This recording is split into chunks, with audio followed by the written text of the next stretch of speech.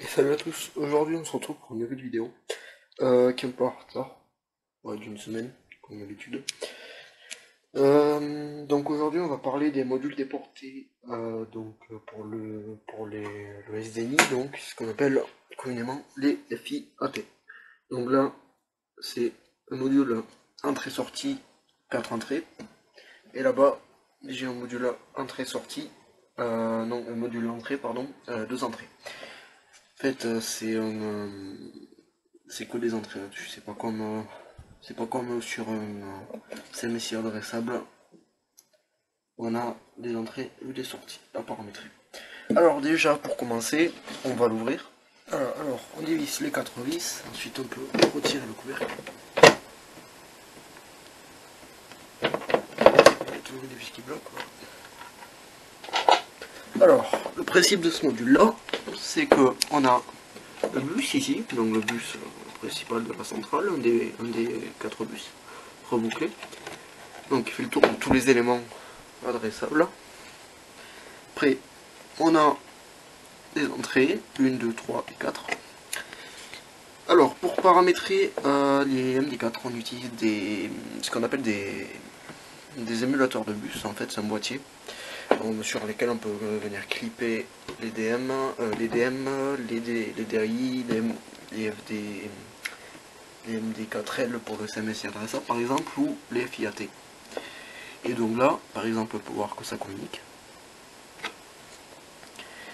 Si, donc on a des résistances de fin de ligne, donc de 1 kΩ, si je ne me trompe pas, oui c'est ça. Non, de 10 kΩ, vu que la bague est orange. Donc des 10 kg qui vont permettre de surveiller la ligne.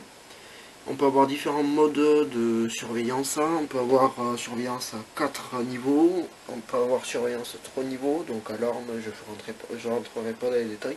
Je vous invite à aller voir la notice. Et on peut le modifier, c'est ça, qu'à partir de l'émulateur de bus. Par exemple, si je retire la résistance de fin de ligne de l'entrée numéro 4, si je enlève une petite patte,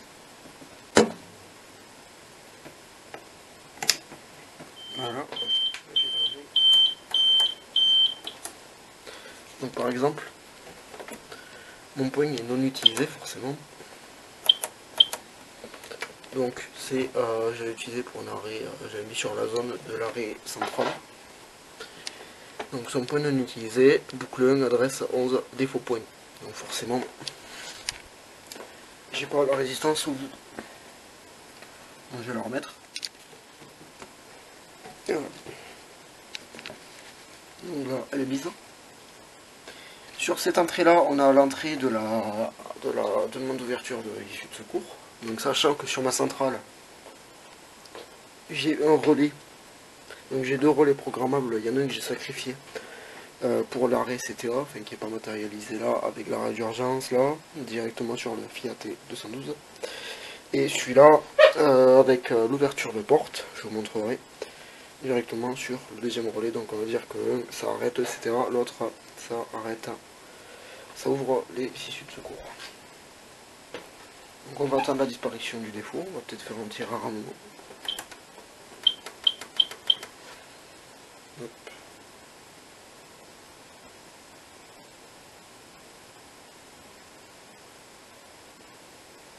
Hop, et voilà, le défaut a disparu. Donc normalement, ça devrait aller. Alors par exemple si je fais un déclenchement de demande d'ouverture,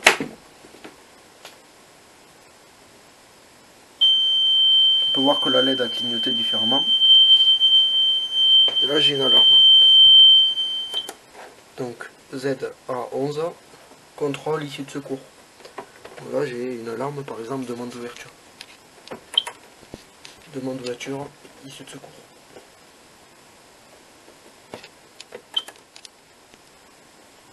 Voilà. Donc en fait, derrière ce déclencheur manuel, ça serait câblé comme si j'avais une centrale conventionnelle. Sauf que ça en fait, ça sert d'interface entre le conventionnel et l'adressable. On va passer ensuite sur mon PC, je vais vous montrer comment ça se paramètre sur le logiciel Baltic PC.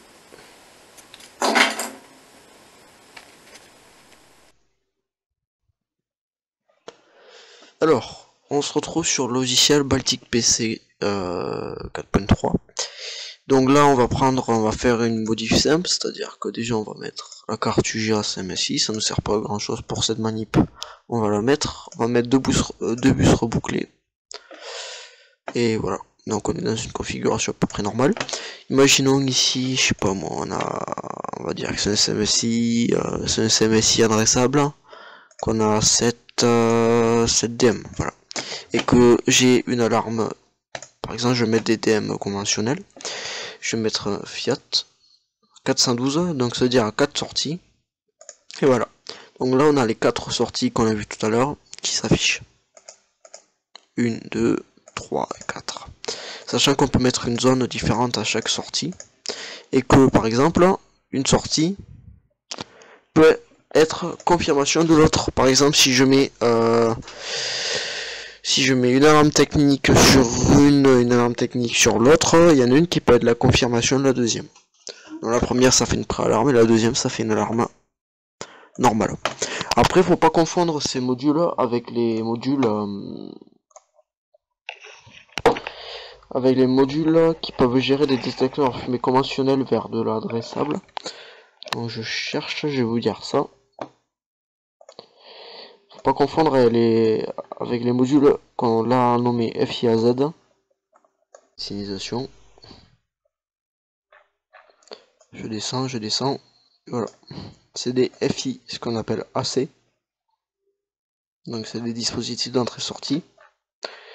Et sur lesquels on peut brancher un détecteur. Vous voyez, j'ai l'entrée-sortie bus, exactement comme sur les FIAT. J'ai une entrée UAS ou n'importe quoi. Enfin, en tout cas une entrée alimentation 24 volts. Là j'ai un relais, là j'ai une sortie 24 volts, donc pour un indicateur d'action par exemple.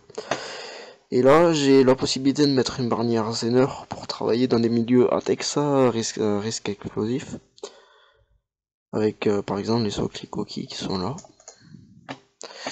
Et voilà.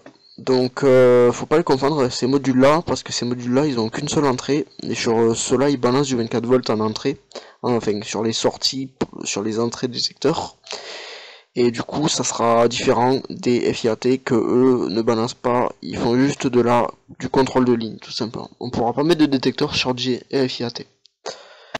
Et après je tiens à vous informer que j'ai créé un nouveau compte qui s'appelle le Chebiste pour mettre un peu en avant du matériel de sécurité incendie sur lequel je bosse ou quoi. Ça permet de pas mettre que du matériel de sécurité incendie sur mon compte qui est à la base un compte personnel. Je vous invite à aller le voir et à vous abonner.